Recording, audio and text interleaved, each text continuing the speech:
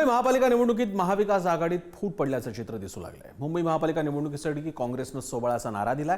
काँग्रेसचे महाराष्ट्र प्रभारी रमेश चेन्नीथला यांच्या उपस्थितीत काँग्रेसची बैठक पार पडली। मुंबईकरांच्या समस्यांवर काँग्रेस निवडणूक लढवणार असल्याचं तसंच धर्म, जात, भाषा, प्रांत याला विरोध करत प्रचारात उतरणार असल्याचं काँग्रेसकडून स्पष्ट करण्यात आलंय। विवाद नको, विकास हवा असा नारा देत काँग्रेस निवडणुकीत उतरणार आहे।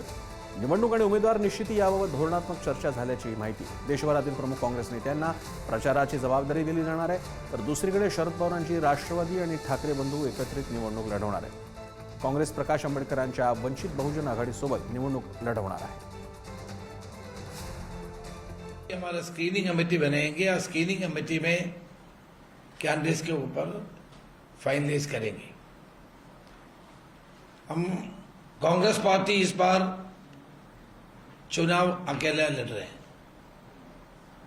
महाविकास आघाड़ी के साथ हमने पार्लियामेंट की चुनाव लड़े, असेंबली की चुनाव लड़ी, लेकिन इधर लोकल बॉडी के चुनाव है।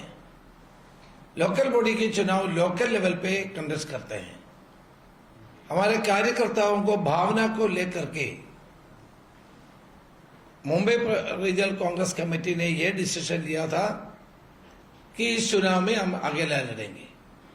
तो त्यांचा प्रश्न आहे, कुणाला एकत्र यायचं आहे, कुणाला स्वबळावर लढायचं आहे, हा त्यांचा प्रश्न आहे।